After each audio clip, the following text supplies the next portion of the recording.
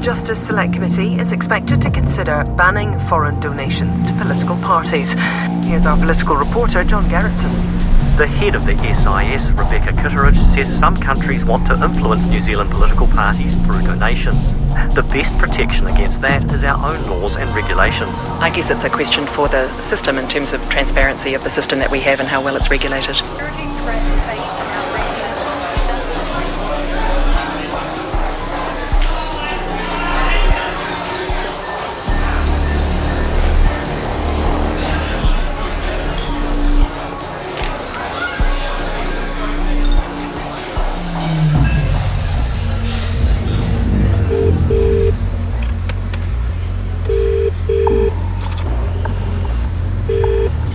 Hello. Oh, hi, it's Paula. Hi, how you going? Good. That was as good as we hoped it would be. Right.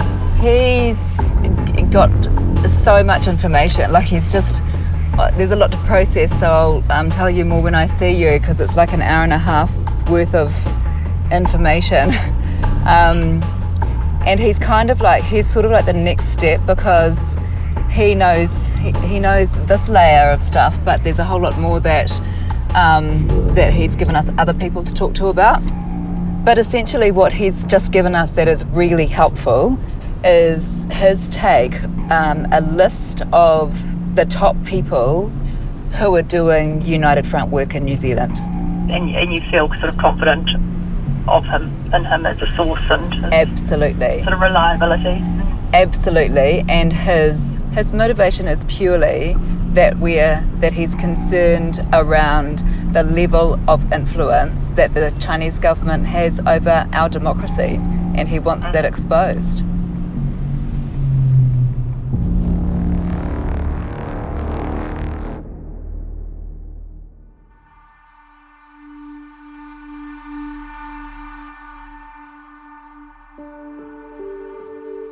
So, Mark, we need to talk about our next project. Yeah. And it's kind of hard to know where to start, but I guess in a way we're sort of going to ask you to take a bit of a leap of faith with us with this one. It's unusual with you guys. Because we have a sense for a number of reasons through a number of sources that there's a story, but we don't have really much idea yet what it is. But what it generally concerns is China's influence / interference in New Zealand. Yeah, I'm genuinely fine around that, in the sense that, we're journalists, we've got a tip, we're going to look at it. We're looking at it through the lens we always do, which is public interest. And that's not to say there's not going to need to be a lot more discussions around this on how it shakes out. But if it's looking for a green light to press on as the potential next circuit yarn, then yeah.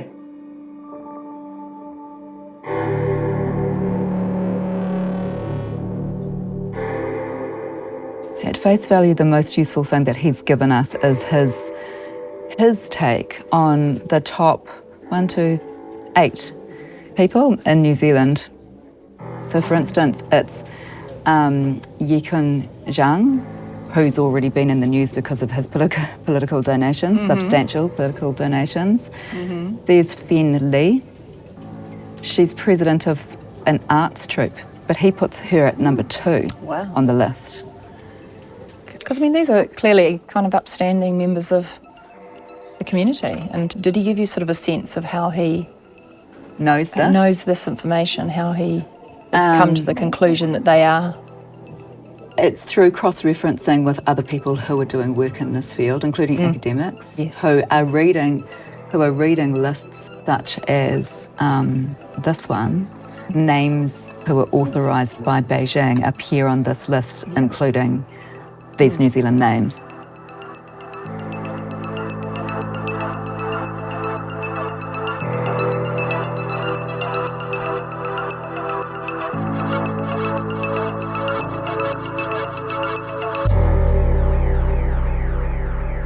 宣誓，忠于中华人民共和国宪法。 He's our modern-day Stalin in the sense that he's a very brutal dictator. That's our reality, is we have a figure like Xi Jinping running China indefinitely. And in foreign policy, it's an aggressive China. And that's very bad for a small state like New Zealand.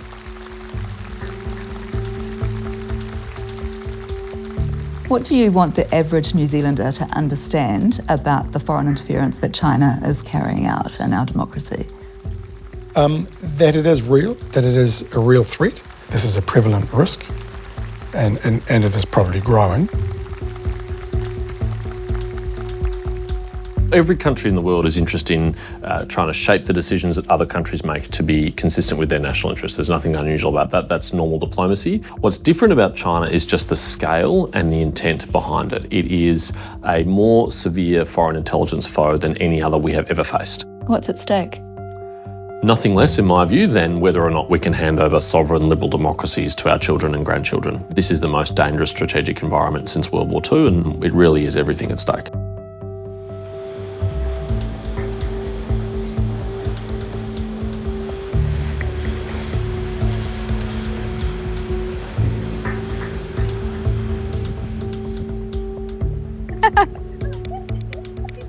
Here she is. Hey, good to see you, Bevan. How are you? I'm good. How are you? I'm good. I was thinking it might be nice to sit over here on the steps and have a chat if that's all right. Great. I was wondering what colour hair you'd have today. Let's avoid the bird poo. Yep. And I might just chuck a microphone on you first, if that's okay. Like, I'm really grateful that you are willing to kind of let us be here filming you, because lots of people that are providing us with amazing information can't be on camera, right? Yeah. Why does it feel okay for you to talk to us, identify it? I think I have less skills of risks because I don't have families in China and I don't have to worry about, any of them getting prosecuted or in trouble. It might mean that I can never travel to China or Hong Kong, but, that's not a huge risk for me. So I'm, happy to speak up. Why? Why do you feel like you need to speak up? What do you want to speak up about? We've realized that people are actually coming into our events and filming us and taking personal information and sharing them online. And, we've have groups that have been harassed. It was the first time we felt actually we were quite unsafe. And there are experiences, that the rest of New Zealand needs to know about. What is it that you want New Zealanders to understand about what is happening in terms of China's influence in New Zealand? We live in a democratic society where we value our democracy, and we just have a local election, for example, and we talk about how we want to have those voices, but yet we're allowing a foreign country to influence that. It's pretty scary. And there are people who genuinely feel, unsafe, that their life is at risk. And I don't think that's why we choose to come to New Zealand. We chose to come to New Zealand to, live in a safe, happy society. To escape this? To escape, pretty much that, yeah.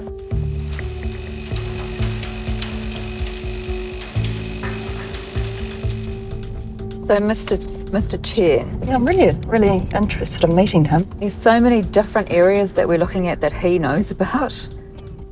I mean, he's really familiar with, the key figures in the United Front. As a journalist, he's had his own experience, direct experience, with CCP influence here. This is a street. Oh, they're there waiting for us. Yeah, there's 1, 2, 3, 4, 5 of them. Okay. Come in. Come inside. Oh, thank you. Okay, we'll go straight in. Thank you for having us in your home, Mr. Chen. I think what we'll do is quickly introduce the whole group first. My name is Johnson. Mr. Johnson now is the leader of New Zealand Value Alliance against the CCP's infiltration in New Zealand. And Mr. Chen? I'm the general editor of a magazine called the Beijing Spring to discuss about democracy and against this CCP. I'm an editor for Beijing Springs, and also I write some reports for the democratic movements in New Zealand. What we're really trying to establish is the level of concern about CCP influence and interference in New Zealand. What names are influential in New Zealand? Yang Jie. Yang Jie. The former national MP. Yeah. Dr. Zhang Yang became an MP in 2011. 6 years later, it emerged he had spent a decade at Chinese military institutions. He has confirmed he taught English to Chinese spies. Yang Jie 应该是说 For Zhang Yang, he was obviously sent by CCP. He has this military background, and so that's what I'm thinking, that Zhang Yang was the most important people. When the revelation surfaced in 2017, Dr. Yang insisted he is loyal to New Zealand. Despite having worked at a Chinese spy school, he denies ever being one. He certainly was very active in United Front work while he was an MP, and still to this day in the activities engaging in. Be careful. That's why I want to come here, because I want to speak out. My heart is full of fear, and also I want to say no to them. Thank you.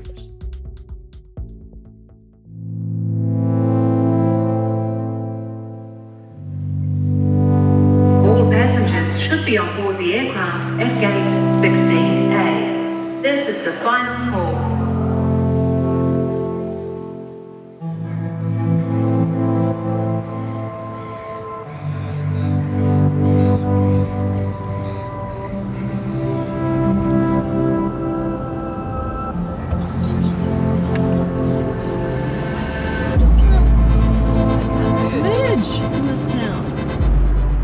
There's a passage in your book that explained everything to me in terms of the point of influence operations, where you write, working in the open to shape foreigners' perceptions of China, misleading them about the party's intentions and direction, building friendships with influential individuals or those who might rise into prominence can be just as worthwhile as stealing missile technology.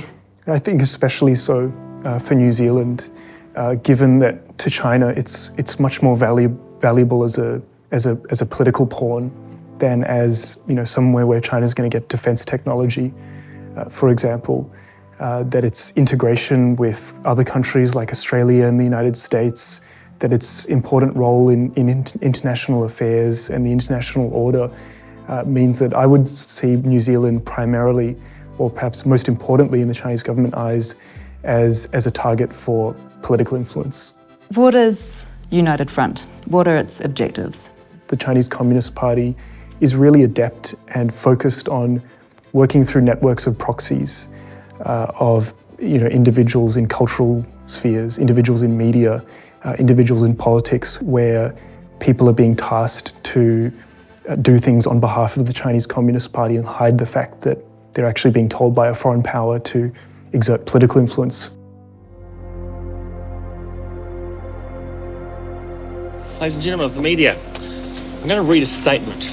On Monday the 14th of May this year, I attended a dinner with Simon Bridges at the home of a wealthy Chinese businessman. This individual is known to both Simon and myself. The following week, Simon called me in the evening. He had been at a fundraiser for Paul Goldsmith in Epsom. He was excited because he was offered a $100,000 donation from the same wealthy Chinese businessman. Simon asked me to collect this donation. A $100,000 donation was collected. It was split in smaller donations that were below the $15,000 declaration threshold, and the full $100,000 donation has not been disclosed to the Electoral Commission. What do you know about Yikong Zhang? We know that he's been sort of trying to buy his way into the politics, having that relationship with the senior management in those parties. It's kind of what they want, because you're not going to have MPs who would then, put out policies that would be favorable to China. It's a great pleasure to host this investiture ceremony and bring together 16 honour recipients along with their family and friends to recognise the contributions they've made to our country. Mr. Yikun Zhang of Auckland for services to New Zealand, China relations and the Chinese community. Yikun Zhang is founder and chairman of Chaoshan General Association and honorary chairman of Shaozhou Association, through which he's organised a range of events and initiatives for the Chinese community.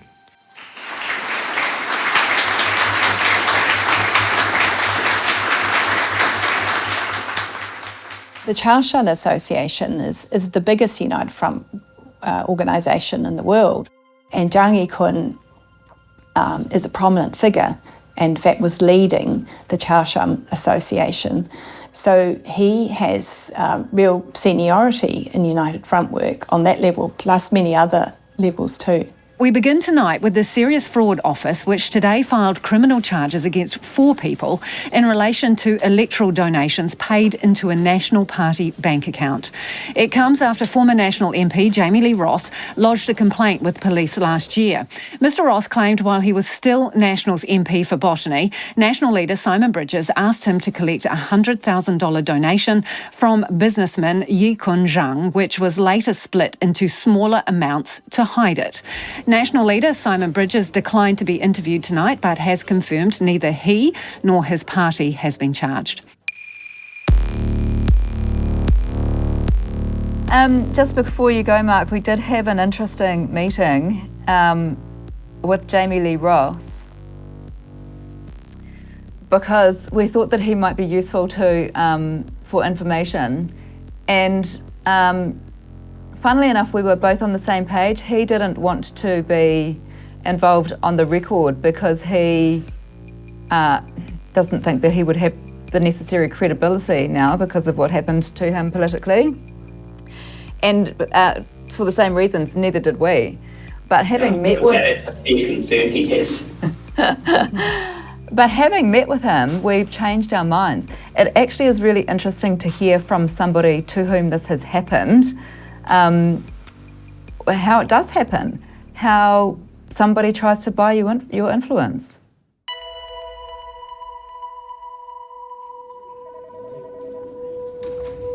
I'll ring Henry. Hey, how are you?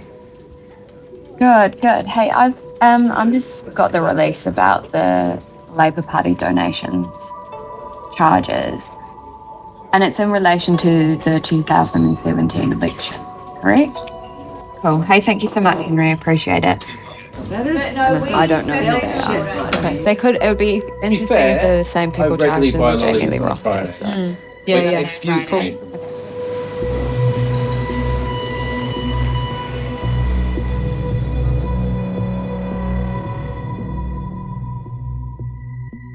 So you know that there's the SFO case against Jamie Lee Ross and the donors scandal. Yeah. Well, did you see that there's now another SFO case involving Labour that was announced last week? So the tricky bit for us is that, you know, through a variety of different means, we've come up with a list, essentially, a master list of key figures who are involved in United Front in New Zealand. And the number one person on that list is charged in both cases.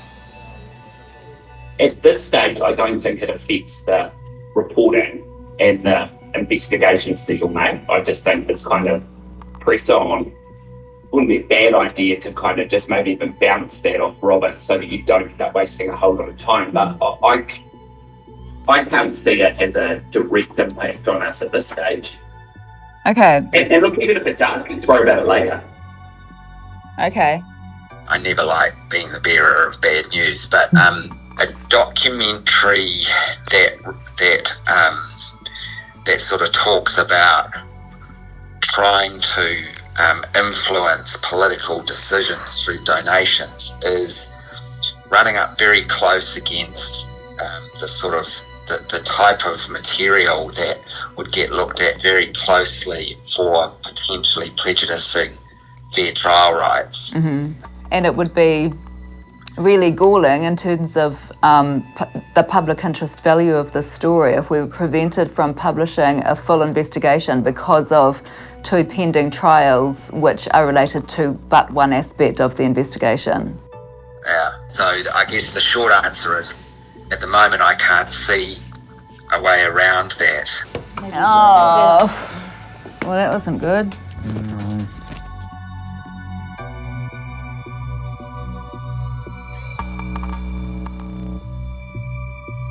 Hello. Hello. How are you? Thanks. Thanks. We're floral today. We are floral today, just as well you're not. How's it going? Lots to report. We've tried to shelve this story, but things just keep on happening that are so interesting. We need an that intervention. You need to stop. Well, we need an intervention. We find it very hard to wean ourselves off it. Well, just produce something else in the meantime. We can't stop though. You can't. Well, A, it's too interesting because things just keep on appearing, but B... You can't report it. Well, we can at some point. Okay. At some point I'll be dead.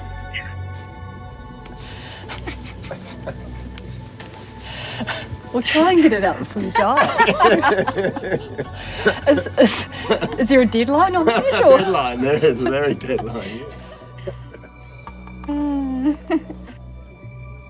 Stop now. You've got to stop now.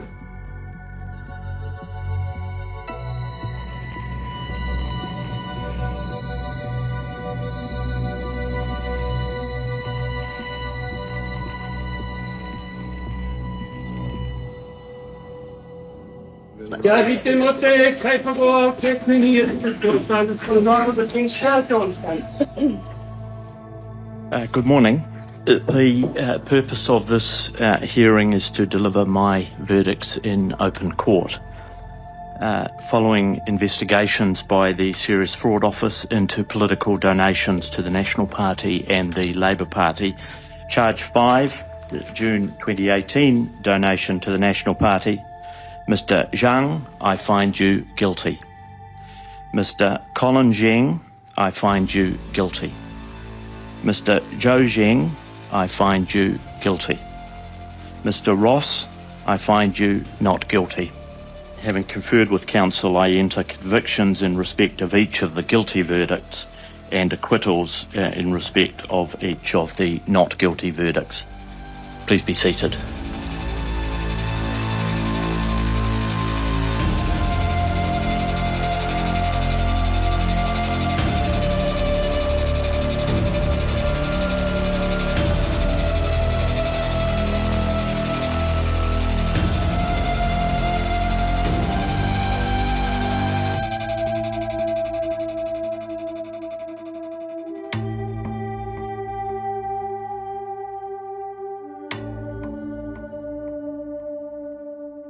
My Google history is never going to improve.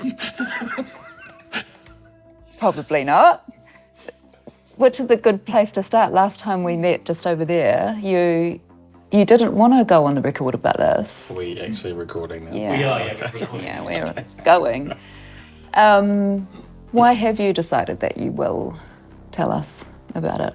I think a lot of time's passed. I haven't spoken to the media or cared much for what's going on politically for a couple of years now.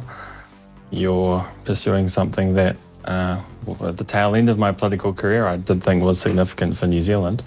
And you've asked me enough times now, Paula.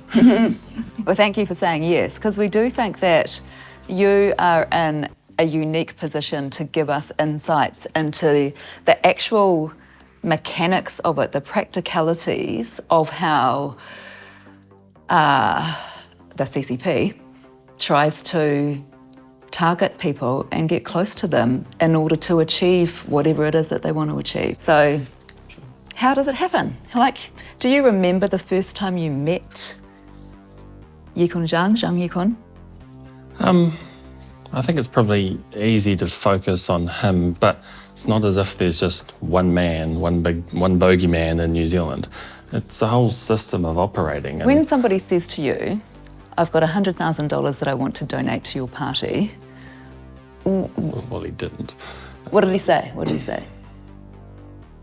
It's easy for you to go, there was $100,000, there was a guy, there was politicians. They must have just, said, hey, here's your money. It's not like that. How is it? That's what we want to know. How does it work? I think you need to go back to why politicians seek this fundraising in the first place and why those giving the funds are happy to do so. What you been up to? Anything exciting? Oh, I've just been meeting with a few people this afternoon. At Paul Goldsmith's function, you saw those two Chinese guys, Zhang Yikun and Colin. You had dinner at their home. They talked to you about a $100,000 donation. That is now in. Fantastic. Politicians want the money, but the people giving the money want the influence. And they ended up gaining inroads into the political party, and inroads into the candidacy programs, and inroads into just the mindsets of the leaders. Now, there's no catch or anything to it. You may recall at the dinner they did discuss candidacy and another Chinese candidate. If you're the leader of a party and you go to some event and these 5 people sitting over there are the ones that have donated over the years hundreds of thousands of dollars to the party, you'll go to them. 2 Chinese would be nice, but then, would it be 1 Chinese and 1 Filipino, or what do we do? 2 Chinese would be more valuable than 2 Indians, I have to say. Zhang Yikun gained access to key politicians through this donation. He got his preferred people as coming into the candidate college. It's called elite capture. That's what it's called. I'm sure that many of our politicians did not understand United Front work, or foreign interference, as we call it in New Zealand. And the term for those kind of people who get caught up with it is useful idiots. I promised them that we would have dinner at my place, that you should come. I mean, we might as well make a bit of fun of it. Actually, the only thing that'd be good is if they bought the wine, because they've got better wine. Oh, this is good. I've got a big donation. I'm engaging with the Chinese community, or these people are prominent in the Chinese community, not understanding the work that the CCP had already done over several decades. A strong theme of conversation at the dinner at Zhang Yikun's house was we were disappointed as a Chinese community that Yang Jin was never made a minister in the government. We've supported your party for a long time. We've helped you get votes. We've helped you with money. I'm paraphrasing, it was never this direct, but the general theme over, an hour or two's conversation was, we've done all this to help you. Why was he never made a minister? We were disappointed by that. The clear desire was, we want the influence to be even greater. I think it's a really alarming and astounding case in the story of the Chinese Communist Party's global influence. Good work though, man. That's a lot of money. Yeah, they're good people. Because at the time in that audio recording that you released, you said there were no strings attached, but obviously you now know, or maybe knew then, that there kind of were. Like, the bigger picture is entirely strings attached, is what you're describing. Saying there's no strings attached, as we did in the audio recording, was there's no specific, here's money for this. And I don't think any New Zealand politician is overtly taking cash for something specific. But the overarching string attached that any political party receiving $100,000 knows is the people giving this money want to know they can call up or make contact with the leader or the people within positions of power. And if politicians try to say otherwise, they're just fooling themselves and attempting to fool others. Hey, that's awesome, man. Talk to you soon. Cheers. Bye. Cheers, mate. Bye. Look up, a night full of stars shining. Why are so many cultural groups United Front organisations? It can be a great way to put people in the same room, to legitimise people as representatives of a community when they might also be pushing other agendas at the same time. What is the Huaxing Arts Troupe internationally?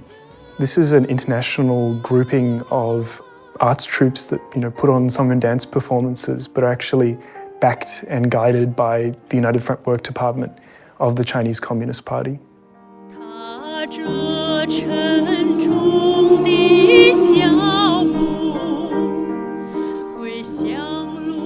There's an English translation, maybe, I don't know. It says Culture of China Classical Chinese Art Song Concert, which was a concert put on in 2021. I do believe I have seen this poster before. Okay, so the poster says the sound of song wafts through a century or wafts through 100 years, Chinese classical music and singing concert. But up here, this is about the Huaxing Arts Troupe is putting on the concert as the Auckland Chinese community or overseas Chinese community celebrates the 100th anniversary of the founding of the Chinese Communist Party. They think that they're just going along to a concert, but actually the background to it was celebrating the 100th anniversary of the founding of the Communist Party. Right. So if you've got a mayor or a national Labour politician or a high-profile business person, say, attending these events, how is that capital? How is that valued? Okay, yeah, well, you say like these people think they're just dealing with the Chinese community. Yes. But the leadership will be the ones who sign off on a joint statement saying we should support the Hong Kong police and nothing happened in Xinjiang, etc., etc. In New Zealand, the person who runs Huaxing is Fiona Lee. She's just come back from the 10th World Overseas Chinese Association Friendship Conference in Beijing, which was, of course, attended by Xi Jinping. What is that conference? So this conference is a really important gathering of essentially the Chinese Communist Party, its officials responsible for influencing diaspora communities and United Front work, and its best friends overseas. Fiona Lee is described to us as being probably number 2 in the United Front hierarchy in New Zealand. Would her attendance at a conference like that suggest that she is an important United Front figure in New Zealand? I think it definitely does. You always know as a politician that when you go to any event and you get your photograph taken, and it doesn't matter who it is, any New Zealander, it can wind up years later in a different context and look like it tells a different story. It's kind of the hazard that goes with the job. As a politician, you're not going to decline the offer of a photograph. People want to. But should you decline the offer of the invitation or decline the invitation to be at the United Front event in the first place? Look, no, because there'll be a lot of people who will be there for completely innocent reasons. When you're in a room like that and you look over in this corner and there are some Chinese association leaders who you know have given collectively hundreds of thousands of dollars to your party, I'm not speaking about you in particular, but politicians, of course you're going to go and talk to them. So it's worked. They've bought your ear. Yeah, I think those things, you get around and you talk to everybody. The leaders, the designated leaders of organisations are always going to be prominent, and of course you're going to engage with them. But actually, if you're doing your job as a politician, you're getting around as many of the people at the event as you can. Do you think politicians feel like they can manage the influence, that they are aware of it, that might be aware of it, but they feel like, okay, I know the game I'm playing here, but I can manage it?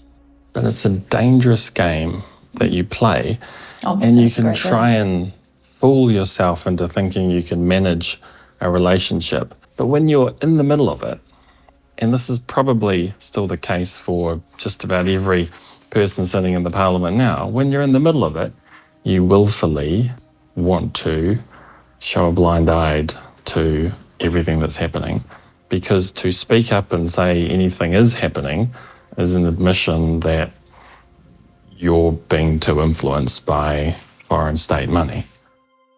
Our list of United Front people that we started looking at, we end up naming 3 of them. The people who we focus on would be, in these circles they call it soft power influence, but we're not saying that they've done anything more sinister than Being that. influential is not a crime. Yeah, it literally isn't.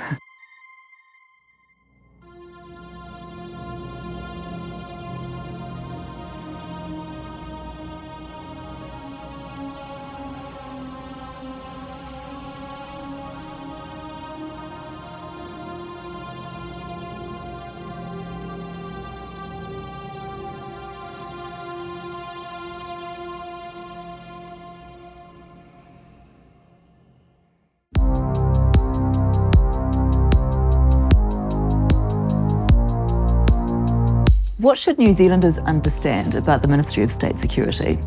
Well, I mean, people know a lot about the CIA and the KGB, but they probably haven't heard about MSS, the Ministry of State Security in China. China's Ministry of State Security is really like China's equivalent of the Soviet KGB. It's the top intelligence, counterintelligence, political security agency.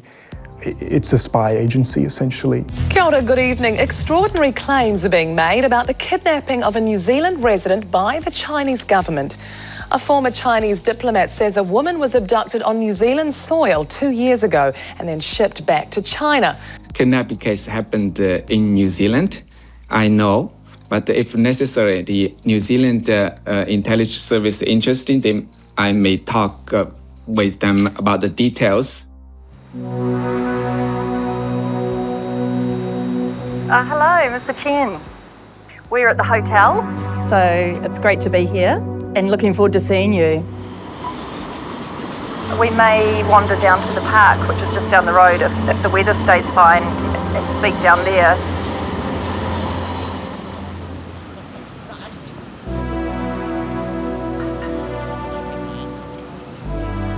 Oh, here he is.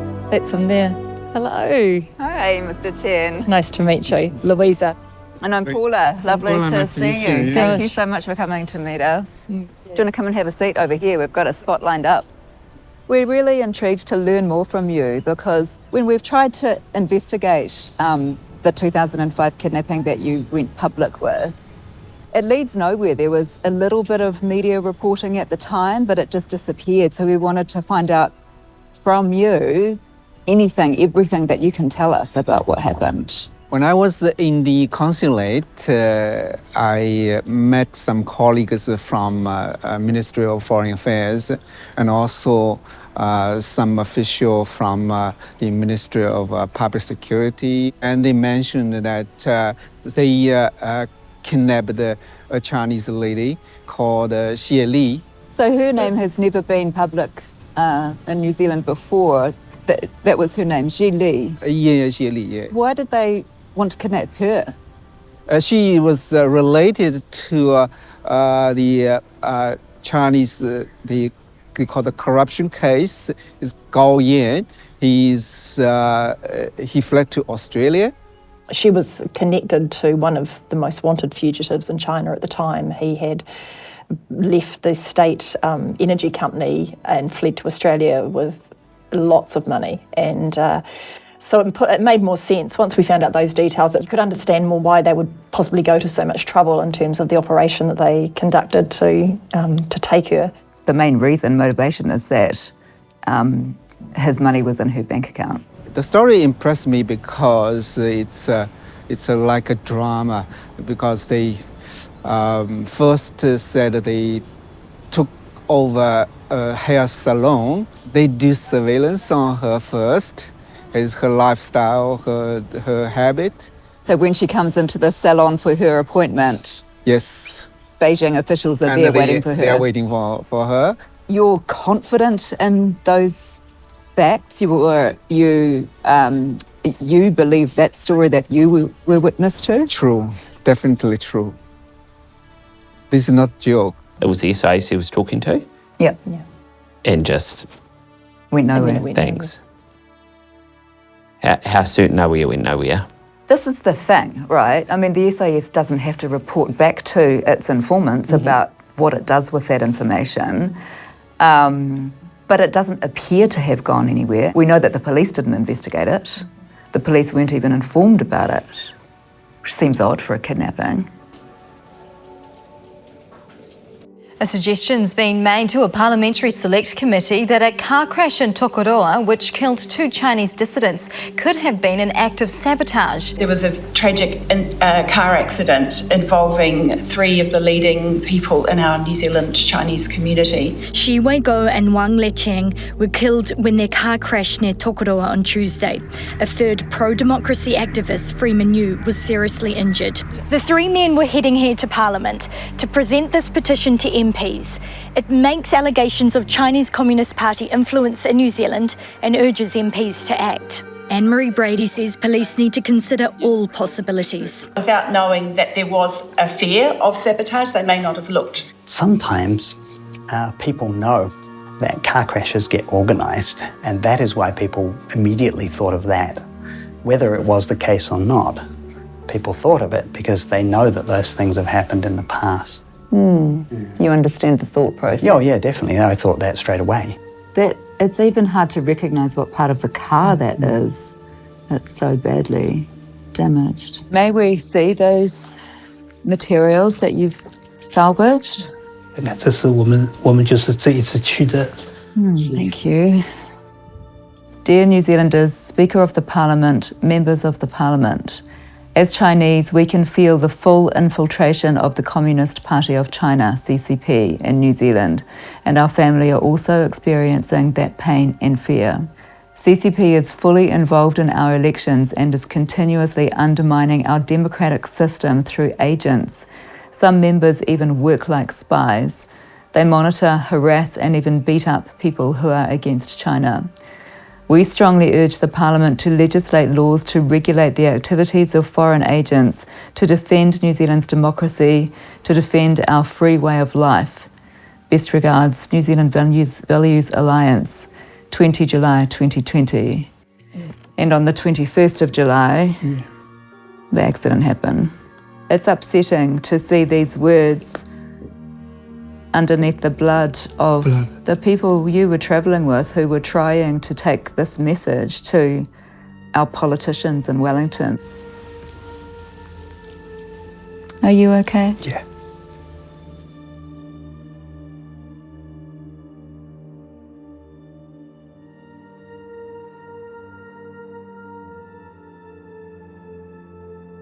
Can you tell us about your husband? 他这人属于怎么说啊？就属于是，很有热情。So he was passionate about the truth, and he had a very clear sense of what's right and what's wrong. And when he sees things that are wrong, he would want to point it out and do something about it. So he's a very passionate man. Which is why he was heading to Wellington that day. 可能是吧。She'd never imagined that he would go and never come back again. And she feels very regretful that she didn't try harder to ask him to stay. Have you been given a copy of the investigation into the crash, like a report? 好像那时候也给我发过。 She said at the time she received a crash incident report from the police, but she doesn't remember exactly the details, and there wasn't much in it. 我也非常感谢你们能。 She wants to thank the team for doing this investigation, even though she doesn't know if there is a conspiracy in the accident. She thinks the public deserves to know, regardless of what the outcome is of the investigation is. The police have investigated that crash and they have reached a conclusion, but we haven't seen it yet. So we've asked for that report for one thing. And we've also found a case from back in 2008 where a Falun Gong activist says that her vehicle was tampered with. So we just want to have, again, a closer look at, it might not be anything. This might be wrong, but there might be validity to it, and we want to find out. Look, I think it's definitely worth looking at. And like we always say, right, there's a big there's a big gulf between looking at a yarn and publishing a yarn. Okay, cool. Thank you. Great. Have a good day. See you later. Thanks, Matt. See you. See ya. Yeah, level 3. Should go up.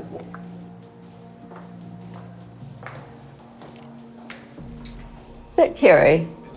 Hi, Kerry. I'm Paula from Stuff Unwell. How are you? My colleague Louisa Cleve. Hi. Nice to meet you, Kim. Yeah, this is Wendy. Hi, Wendy. How are you?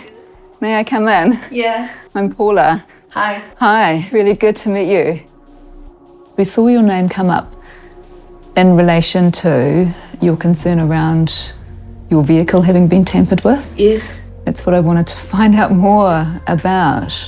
What happened?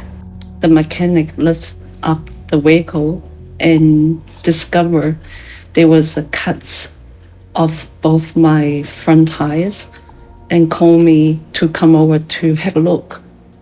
Was this inner side of the tires. What do you think happened? How do you think those cuts got there? Well, I will immediately link to when I will protest outside the Chinese consulate every day, each morning in the past many years. Over the years, I've been threatened by those Chinese staff.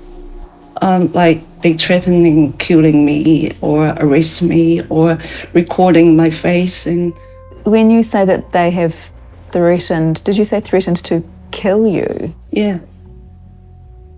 They say that to you? Yeah. What do they say? They're shouting to us one day. He just shouted to me. He said, if you return to China, I will arrest you immediately and finish you off. So, yeah, we got the message. What do you make of this? I think it's fairly clear that, yes, someone's responsible for it. Question is who? Do you have an answer to that question? Well, I'm inclined to think the best explanation is Chinese Communist Party members or supporters or sympathisers. Why do you say that? Best explanation. Nobody else. She doesn't have a problem with anybody else. Wendy, did you keep any evidence, take any photographs? Did the mechanic give you any written report? No, but you can talk to the mechanic. I asked him, does he remember, told me this? You're welcome to talk to him. Great.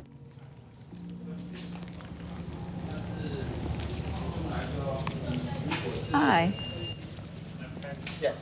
David? David. Inside. Thank you. Hi. David.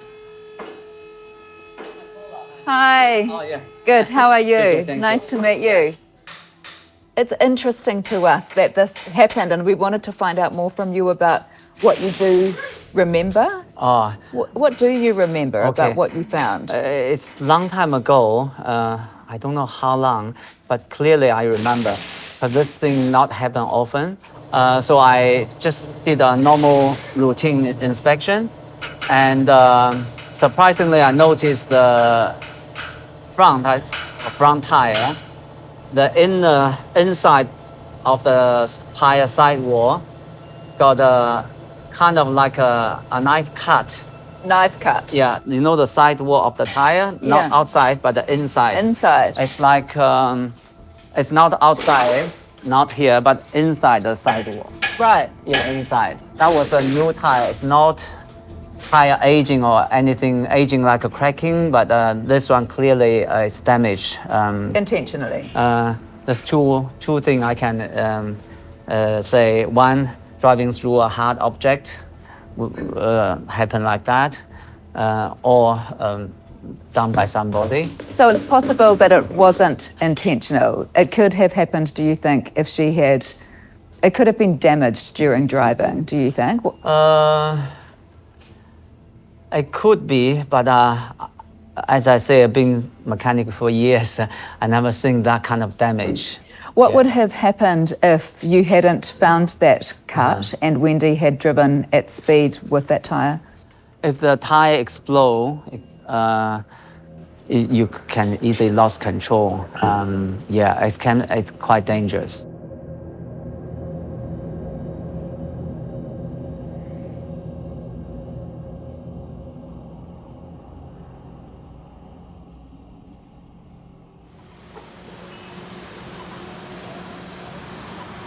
Rebecca Kitteridge would not name any countries, but she says the SIS is also worried about overseas influence on foreign language news media serving expat communities here. I think there are examples of influence of foreign language media in New Zealand. One by one, our New Zealand Chinese radio and news papers and television stations, the content of them is really no different from if you're in Shanghai or Beijing. A significant sector of our media is effectively under the censorship guidelines of a foreign state, and there seems to be nothing our government can do about it. What about Chinese media? Is there any connection on that list too? Thanks. Yeah, absolutely. And I'm glad that you raised that, because we've had evidence, an email in 2018 from the General Manager of the New Zealand Chinese Herald, Christina Yu, to key editorial staff, or to all staff actually, about key editorial policies, warning them to be careful when reporting socially sensitive topics. And so there was a list of socially sensitive topics like Taiwan. So there are specific instructions around that. Around what Chinese media in New Zealand can and can't report. Hello， 大家好，欢迎大家准时锁定我们的三妹会签歌。大家不要纠结这个任何事情，因为周四一定雷打不动的是我们的赖月签歌午安。You're New Zealand media, but you're well connected with all of the Chinese language media in New Zealand. I mean, maybe it's tricky for you to talk about because you're friends with some of them, right? But what do you think of the fact that they are censoring their content? Like they are refusing to talk about some things. I hate it. Because this is New Zealand. If you claim yourself to be a New Zealand media, then do the right thing. Don't censor your content. If you want to do that, just tell people that you are Chinese media. You are media from China. But the Consul General actually came for a visit last Wednesday. Right. Or last Thursday. What was that about? They will keep everyone on their watch list. Maybe when they want something to be said, they'll talk to you about it. When the consulate wants the media to address an issue or talk about something, what are some of the things that they want you to talk about? Values. They still want the Chinese under them to believe the values told by them. It's about control.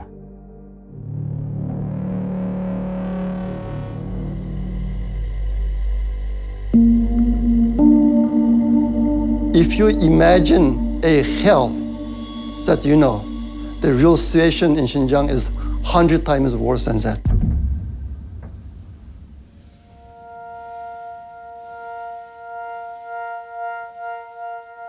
Online conference, it's called Xinjiang is a Wonderful Land, hosted by the Chinese Embassy in New Zealand.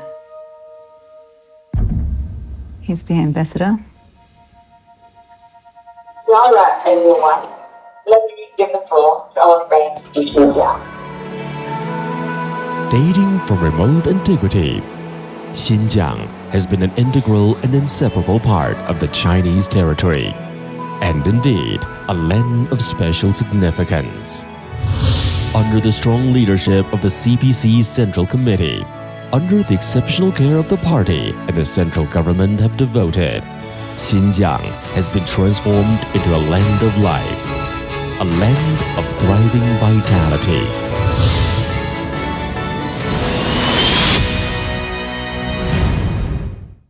女士们、先生们、朋友们，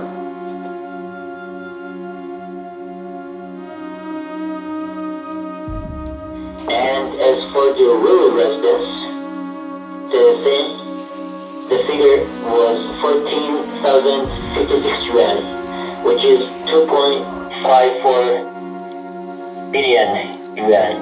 Finding jobs in her hometown. Good morning. I'm SS Steve from the county of. Yeah, I think we have to challenge this whole this whole performance. It's if they even give us an opportunity. This could go on for hours. To ask a question, this could go on for hours. So I would like to invite representative from staff, Ms. Paula Hempel, to raise the next question.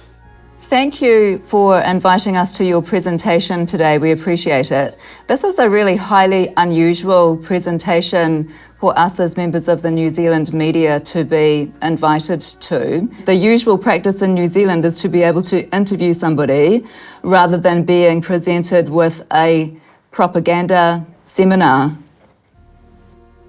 Now, this is not a propaganda seminar. This is a seminar to enhance mutual understanding and to offer a true story from Xinjiang.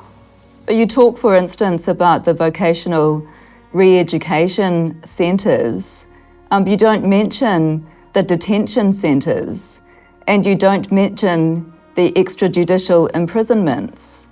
So I'm not sure how this enhances our understanding of the true situation in Xinjiang. Thank you, Ambassador, for the response. Who's this guy? He's the guy that complained to the Media Council about us. Am I on? Yeah, okay. Thank you. I think it is important that that we do seek the facts, not listen to propaganda from either side. I've seen your documentary.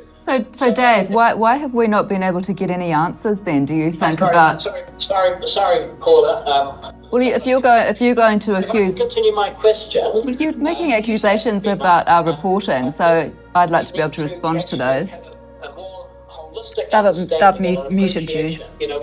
So when you want to raise a differing point of view, they just mute you. Staged, and we are seeing what we're wanting to be shown. How can we get... Every time I try to unmute my mic, they just mute it again. That's happened about 5 times now.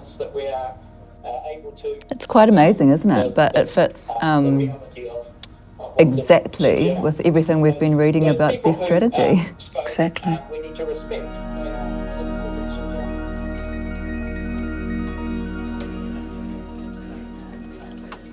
You know the strand about the car crash that killed those 2 dissidents? Isn't there a coroner's hearing or something? Yes, there is, but there's more than that. Yeah. What's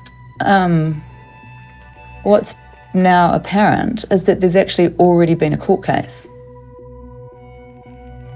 What sort of court case? A woman has pleaded guilty to careless driving charges.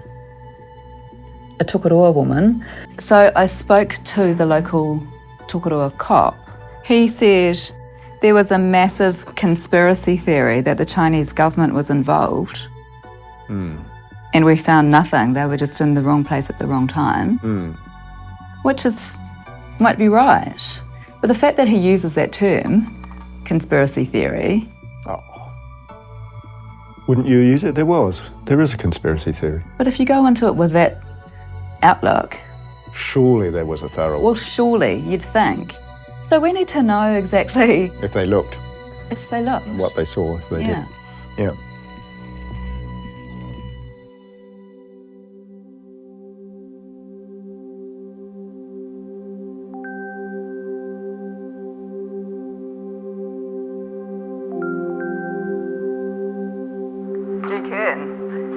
Paula, how are you? It's been a while. It's been a long time. How are you? Good. Nice to see you. Thank you so much for coming in. You're welcome. 2 years later. 2 years? Yeah, it's been a long time. Yeah, it took,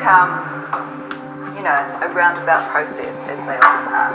After you. No, after you. Oh, thank you. Follow me. So, police refused to give it to me because it was for the coroner. Coronial services wouldn't give it to me until the inquest was finished. All right, well, when you're ready, shall we get reading all 64 pages? Yeah. Why are you shaking your head? Is there no formal mechanical inspection reports of any vehicle? Correct. The police report says, I found no mechanical defect. I found no mechanical defect. I found no mechanical defect. Where's the evidence of that? All right, the analysis. What are you up to? 52, the analysis. A 9.24 intentional act. There has been comments that this crash may have been an act of sabotage. This has been considered and is believed not to be the case. It is highly unlikely that a mother from Tokoroa and her daughter sat in the front seat would intentionally direct their vehicle into the path of the Toyota.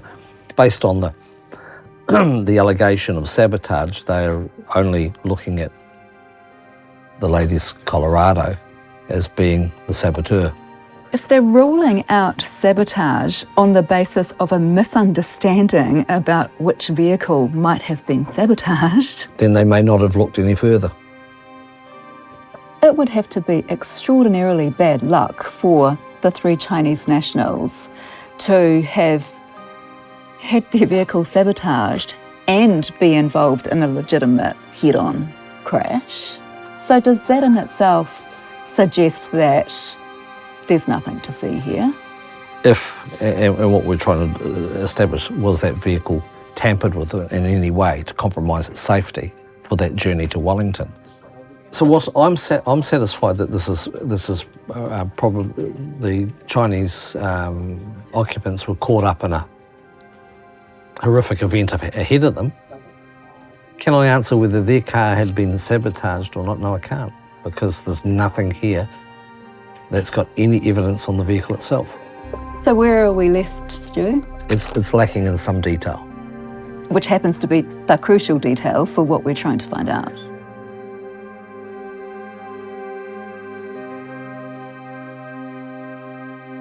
When I look at that report, they have focused solely on the offending vehicle that caused the accident and not the vehicle that you were in, which I have no idea why they got that horribly wrong in translation.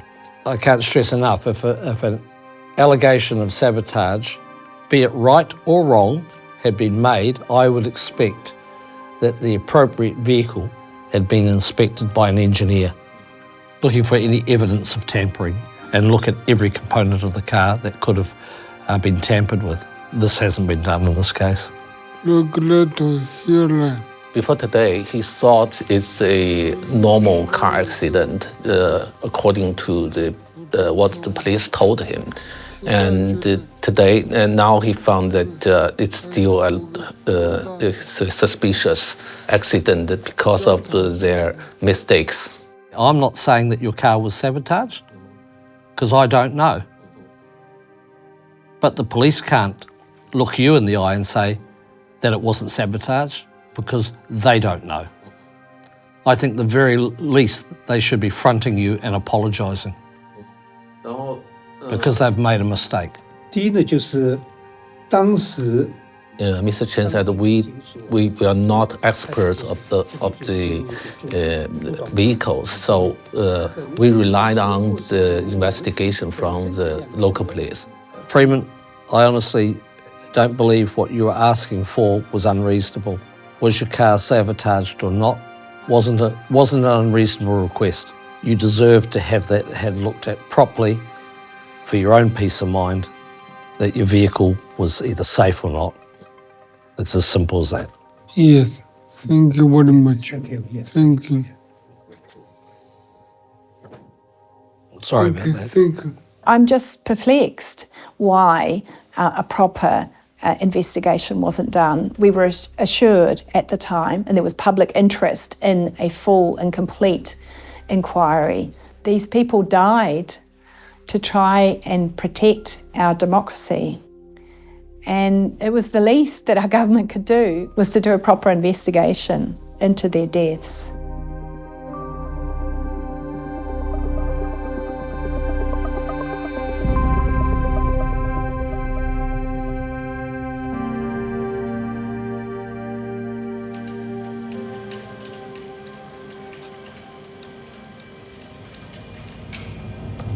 So we've been trying to think of any leads to see if we can verify that 2005 kidnapping of the woman who was allegedly taken by the CCP and put on a state-owned boat back to China. So we went back to remember Mr. Chen and the Values Alliance, who we met, to see if they know anything about it. And Mr. Chen says he does. And so he's invited us back to see him. But then it gets confusing, doesn't it, Louisa? Yeah, today we're going to get to meet the victim, which... Like what? But she's gone back to China. And they're like, no. So is this a whole new case, or are these people connected to the 2005 case? We don't know. If we can just start by clearing up, because we're confused. So the 2005 kidnapping case that we're asking you about, is Michael's case involved with that or separate to that case? Separate. This is a different kidnapping case. Different case. And Michael is wanting to tell his story? He's wanting to tell his Thank story. you. Yeah. Thank you, Michael. Can you tell us then what happened to 那您可 you? 以说一下那个前后的那个，就是你绑架您的那个事情。04年的时候呢，之前我对中国政府这个 It happened in 2004. 一概都不是很清楚。 So he tells us how he went one night to sign an agreement with a real estate agent. At a meeting, pre-arranged meeting that took place. 04年呢，当时我也不是很清楚，我然后去 So when he finished the agreement, he went out of her house. It's about 10 p.m. and it's quite dark outside. And suddenly, a guy used a gun against his head. Said, "I'm the Beijing. I'm from the Beijing Security Ministry of Security, National Security." And he sensed it's not only one guy; it's 3 people altogether. And then what happened? 然后他当时 At first, the guy used a gun against his head, said, "Don't move, follow me," and started to hit him with the gun, and broke his nose, and some teeth dropped, and also all his 2 eyes are swollen. So today, before he came here, he shaved off all his hair. Then you can see all the scars on his face was left by that day. And when the police come, he's already unconscious. So he doesn't know how he came to the hospital, and all his clothes are full of blood. Why does he think he was going to be kidnapped? And he initially says he thought he was being kidnapped for blackmail reasons. And the next day, he says that the guy, this is what he's found out later, after talking to the police about it, the next day, the guy who said he was from Beijing was on a plane back to China. 纽西兰那个警官本来是 Then after that, the New Zealand police told him that the Chinese government, Chinese police is looking for you.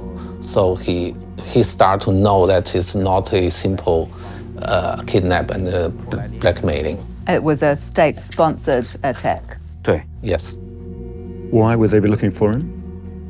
So, well, later that year, so Michael's Chinese name is Liu Quanzhou, and later that year, 2004, he was applying for citizenship, and he found out that the Chinese government had put him on a list of its 100 most wanted fugitives around the world. And the CCP was trying to persuade those people to go back to China. That's a funny way to persuade someone. Yeah, absolutely. And he was wanted on charges of embezzlement, and so was his wife. Well, he says 2 things. One, he was never an official at all, and he didn't embezzle money. He says that what happened was that he was a successful property developer in China, and it was a dispute over property, and that 2 government officials there must have trumped up these accusations charges. against him. Why do you want to tell us your story, Michael? 因为我一个呢是 He felt that recently the Chinese government, CCP's infiltration is quite serious in New Zealand. They can do anything. They will do anything to their own people. I think It will be quite shocking for New Zealanders to hear that there have been Chinese government-sponsored attacks on people within New Zealand.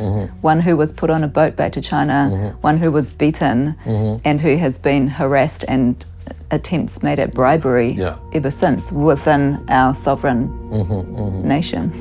最关键问题就是通过这个 Michael 这个案子啊，就是 Ms. Chen said through the Michael's case, you can realize and the New Zealanders must realize there is already been a huge network of from the Chinese national security departments in New Zealand. They are actually acting the role of Chinese overseas law enforcement in New Zealand. So this is a quite serious issue we must focus on, and also hope the media can let the people know how serious it is. Well, through Michael being willing to tell his story, we can tell the public how serious it is. I mean, it's extraordinary, isn't it? But is he reliable, this guy?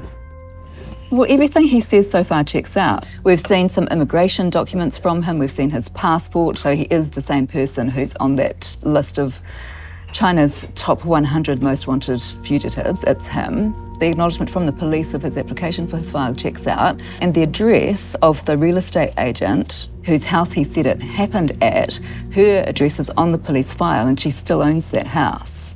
Right. So we can go and talk to her. We want to go and see her. See her. Should we go?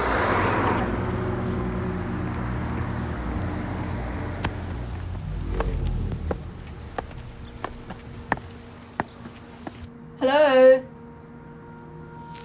Hello.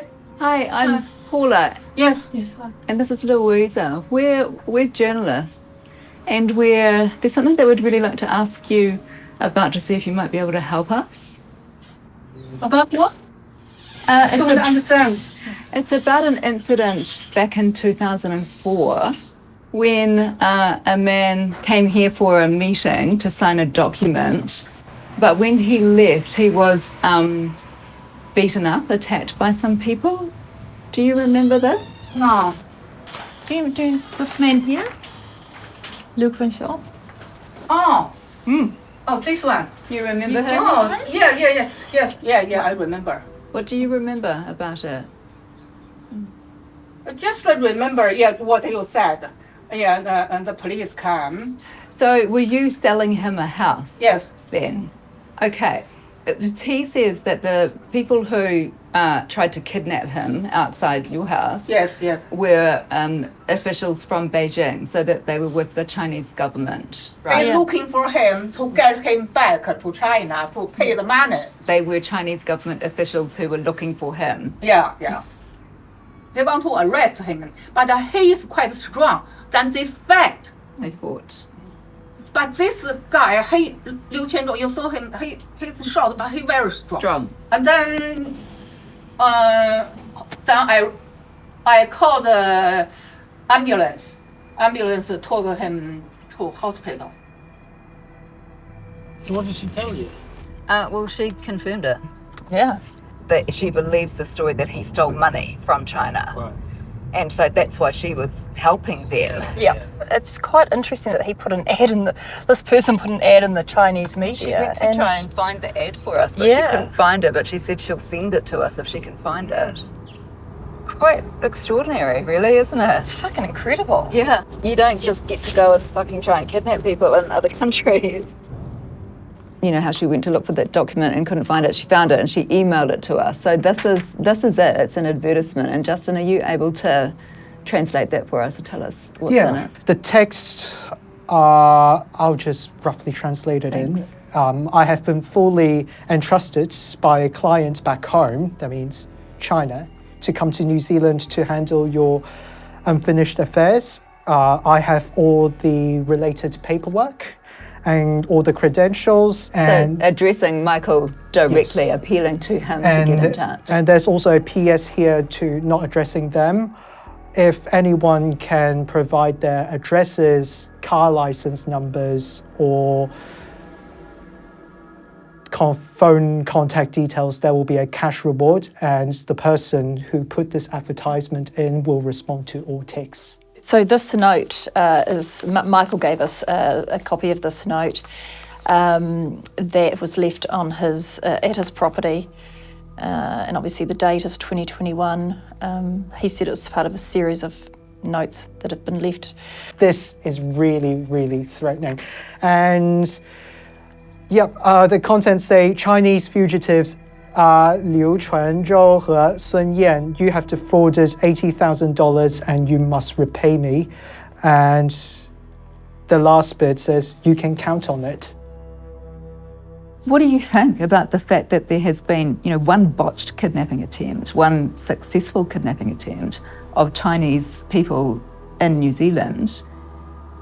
How does that sit in your field of expertise, the international context of CCP interference in domestic territories?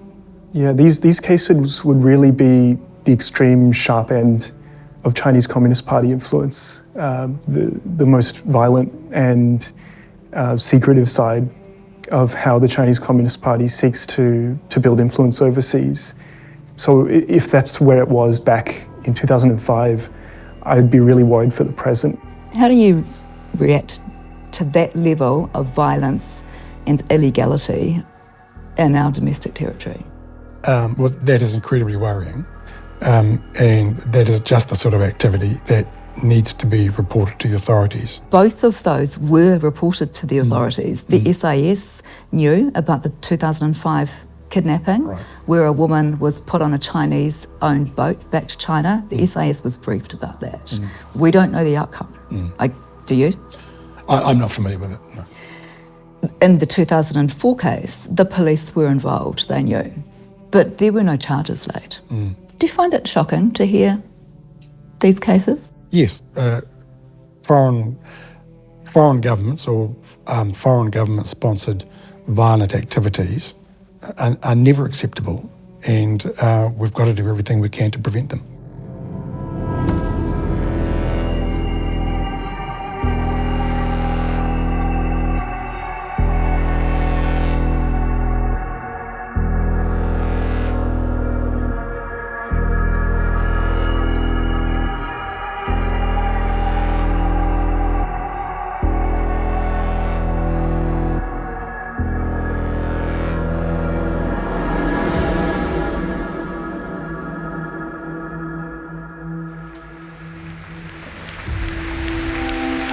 In China, Xi Jinping's popularity seems unquestionable. So much, in fact, that he was just confirmed for an unprecedented third term as head of the Chinese Communist Party, paving the way for him to be leader for life. 你们这一代新的人起来了，你们继承了六四的自由的精神，不自由勿宁死。又来了 ！CCP get away！ 三个哟，我就会说 CCP get away！ Fuck off！ 习近平 fuck off！ The CCP is really good at propaganda. Everything's lie. We won't believe one single thing they say because the CCP is so nasty. Whoever get involved here, they may find their family and relative in China. That's why they were protecting it heavily. So, I just hope you understand why my people are so afraid.